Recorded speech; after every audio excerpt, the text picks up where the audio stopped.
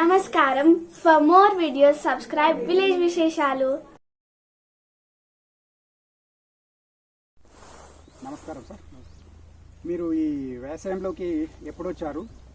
నేను వచ్చి ఒక 10 సంవత్సరాలు అయిందండి ఇప్పుడు వచ్చి. ఓకే, అంటే నేను 10th అయిపోయిందండి. కంప్లీట్ అయిన తర్వాత ఒక డ్రైవింగ్ చేశాను 5 years. 5 years డ్రైవింగ్ చేసిన తర్వాత నాకు నచ్చలేదండి. ఓన్గా ఇంకా వ్యవసాయం చేసుకోవడం జరిగింది. అంటే వ్యవసాయం స్టార్టింగ్ ఒక 2 ఎకరాలు స్టార్ట్ చేశాను. ఇప్పుడు వచ్చి ఒక 12 ఎకరాలు చేస్తున్నాను ఓన్గా.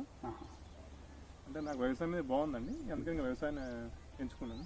అయితే ఎంచుకుంటారు కదా, మీరు ఎక్కడి నుంచి నేర్చుకుంటారు ఒకటి, ప్లస్ స్టార్టింగ్ నుంచి ఎన్నెన్ని పంటలు వేశారు, ఏ పంటలు రాబడి ఎలా వచ్చింది అనేది టోటల్గా మీ యొక్క ఎక్స్పీరియన్స్ జనాలకు కొద్దిగా తెలియదు.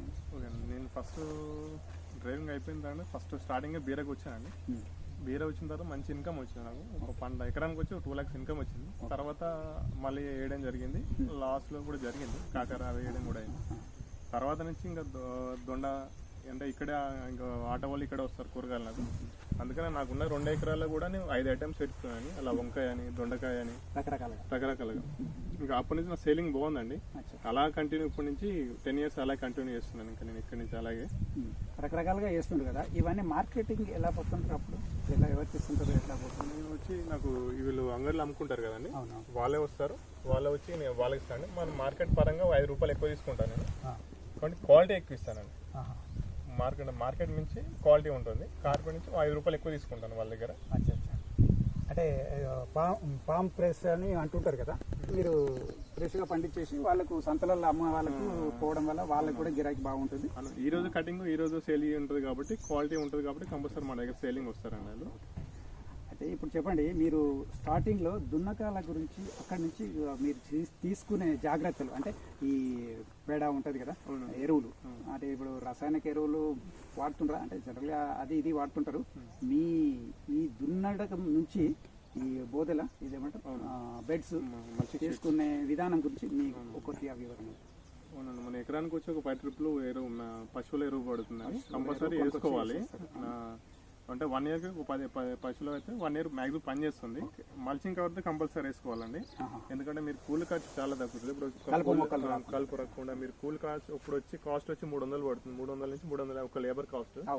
ఇలా వేసుకుంటే మీకు ఒక్కసారి తీసుకుంటే సరిపోతుంది. లేబర్ ఒక మ్యాక్సిమం ఒక 1 day అయిపోతుంది కలుపు. తర్వాత మీకు మ్యాక్సిమం వచ్చి ఇది ఒక 6 నుంచి ఒక 1 year దాకా పనిచేస్తుంది కవరు. ఈ పంట అయిపోయిన తర్వాత ఇంకో పంట కూడా మార్చుకోవచ్చు, ఇంకో పంట కూడా ఆ పంటకు కూడా దాన్ని యూజ్ చేయొచ్చు. అప్పుడు మీరు ఇప్పుడు డ్రిప్ వేసింది మళ్ళీ కొంచెం జరుపుకుని మీరు మళ్ళీ చేయొచ్చు అండి దీన్ని. అంటే మీరు బొడ్డే ఉంటుంది, 2 feet బొడ్డే ఉంటుంది కదా, మళ్ళీ ఒక ఫీట్ జరుపుకోవాలి, జరుపుకుని నెక్స్ట్ పంట యూజ్ చేసుకోవచ్చు దాన్ని. ఓకే, మీరు అన్నట్టు ఇప్పుడు మల్చింగ్ వేసేసుకుని దున్నిన తర్వాత దున్నినప్పుడు పేడ వేసుకుంటారు. కంపల్సరీ 10 ట్రిప్లు ఎరువు కంపల్సరీ వేయాలండి, సారవంతంగా నేల ఉండాలి. కంపల్సరీ మనం ఎప్పుడు యూజ్ చేస్తూనే ఉంటాం, అందులో బలం ఉంటుంది. కంపల్సరీ పశువుల ఎరువు 1 yearకి మీరు 8 నుంచి 10 ట్రిప్లు అయితే కంపల్సరీ వేయాలండి ఎకరానికి. అయితే ఇప్పుడు ఎందుకంటే ఎరువు వేసుకుంటే ఈ పంట పోగానే మళ్ళీ ఇంకొక పంట వేస్తారు కాబట్టి దానికి సారవంతంగా ఉండాలని అది వేసుకోవాల్సింది. ఇప్పుడు దీంట్లో మరి మనం వేస్తాం కాబట్టి మరి మల్చింగ్ మాత్రం 90% వేయాలండి, కంపల్సరీ యూజ్ చేస్తుంది.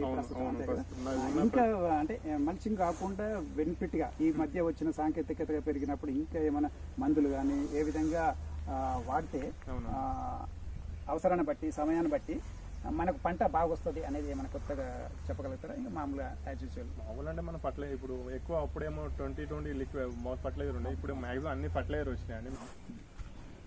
చెప్పండి, ఇప్పుడు స్టార్టింగ్ నుంచి ఇది ఒకటి ఉంది, ఈ విత్తనాలు ఎక్కడ తెచ్చుకుంటారు, ఎలా సెలెక్ట్ చేసుకుంటారు, ఏది మంచిదని మీరు ఎవరైనా చెప్తే వింటారా? ఎలా విత్తనాలు ఎవరు చెప్తే నేనండి, ఎందుకంటే నేను ఆల్రెడీ 10 సంవత్సరాలు చేసాను కాబట్టి నాకు తెలుసు, ఎక్స్పీరియన్స్ ఉంది.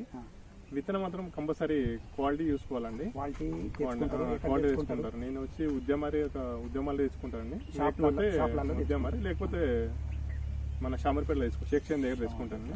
ఫర్టిలైజర్స్ అమ్మే వాళ్ళ దగ్గర నమ్మకంతో మీరు ఏం కోరుకుంటారో ఆ పలానది ఇవ్వమంటే వాళ్ళు అది వచ్చిన తర్వాత ఇప్పుడు ఇప్పుడు మార్కెటింగ్ అనేది ఒకటి ఇంతకుముందు అన్నాం కదా, మెయిన్ అదే సంతలలో ఇక్కడ వచ్చి వాళ్ళు తీసుకుపోతారు. అయితే అవునా, ఇక్కడ 90% ఇక్కడ సేలింగ్ అన్నది, ఇక్కడికి వెళ్ళి తీసుకుపోతారు, మీరు ఏం పోనక్కర్లేదు మార్కెటింగ్.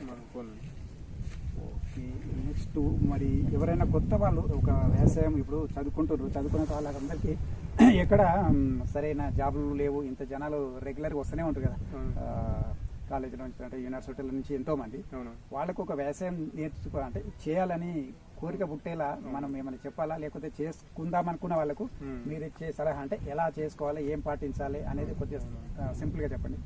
అంటే కొందరు చాలా మంది చూస్తున్నాను వ్యవసాయంకి వస్తున్నారు, కానీ వాళ్ళకి తెలివిగా ఏం చేస్తున్నారంటే నష్టపోతున్నారు చాలా. ఎందుకంటారు ఎలా అనేది దానిపైన చెప్పండి.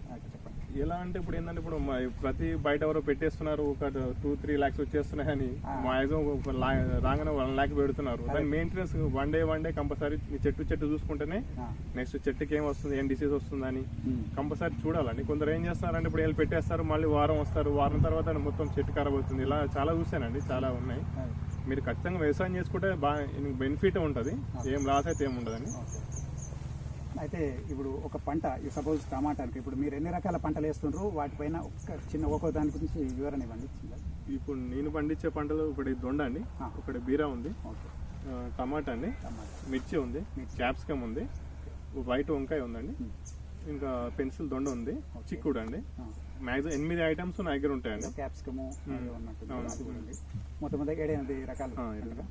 అయితే ఇందులో మీకు నచ్చిన అంటే ఒక ప్రాఫిట్ అనుకోండి, సరే అది అడగకున్నా కానీ విచ్ వన్ అంటే ఏది మంచిది పంట అనుకుంటున్నా? నాకు మంచి బెనిఫిట్ వచ్చి మీకు ఏది మంచి నచ్చింది? నాకు బెనిఫిట్ వచ్చి టమాటా మంచి, నేను వేసిన నుంచి అయితే టమాటా నాకు బెనిఫిట్ అనిపించింది. అది కాకుండా రెండో స్థానంలో దొండ బాగుంటుంది, బీర బాగుంటుంది, కానీ కంపల్సరీ మెయింటైన్ చేస్తే అన్ని బాగానే ఉంటాయండి. ఇంకో టమాటా మీరు కొందరు యూజర్స్ ఏముంటారంటే మీరు ఎప్పుడైనా మే నుంచి స్టార్ట్ చేయండి టమాటా ఎవరైనాను. ఏదంటే మీరు మే నుంచి డిసెంబర్ దాకా, జనవరి దాకా క్లోజ్ చేసుకోవాలి. మీరు జనవరి ఫిబ్రవరి టమాటాకి వెళ్ళొద్దండి, ఎందుకంటే జనవరి ఫిబ్రవరి మీకు విపరీతంగా పుచ్చి వస్తుంది, కంట్రోల్ కాదు, దిగుబడి ఎక్కువ రేట్లు ఉండవు. నాకు తెలిసి మీరు జనవరి నుంచి క్లోజ్ చేసుకుని బెటర్ టమాటా. మళ్ళీ మీరు మే నుంచి కంటిన్యూ చేయాలి టమాటా. మేలో నారు పోసుకోవడమా నాటడం అండి, నాటడం. మేలో మీరు నారు ఈ టమాటాది మీరు పోసుకుంటారా, మీరు నార్మల్ అమ్ముతుంటారు? మేలో మాక్సిమం నర్సరీకి ఇస్తాను, నర్సరీ నేను ఇస్తాను సీడ్. వాళ్ళు మనం ఇచ్చిన ఇత్తులతోని వాళ్ళు 30 rupees షీట్ తీసుకుంటారండి. దాంట్లో మళ్ళీ మనం 30 rupees కాస్ట్ పడుతుంది ఒక సీట్ వచ్చి. అయితే ఈ పంట ఇప్పుడు టమాటా ఉంది కదా, టమాటా ఎన్ని రోజులు వస్తుందబ్బా నాటినప్పటి నుంచి? అంటే మనకు నాటినప్పటి నుంచి ఎన్ని రోజులు ఉంటుంది పంట? టమాటా వచ్చి మీకు నాటిన నుంచి 60 days కి స్టార్ట్ అవుతుంది క్రాప్. 60 days 2 నెలలు. ఓకే, 2 నెలల తర్వాత మనకు క్రాప్ ఎప్పటి వరకు ఇస్తారు? ఒక మంచిగానే అయితే మళ్ళీ ఒక 2 నెలలు యూజ్ చేస్తానండి. 2 నెలలు గట్టిగా 2 నెలలు గట్టిగా వస్తుంది. ఉండాలంటే ఇంకొక నెల ఉంచుకోవచ్చు. మీరు ఒక వర్షాకాలం పెట్టుకుంటే మాత్రం కంపల్సరీ స్టేకింగ్ చేయాలి.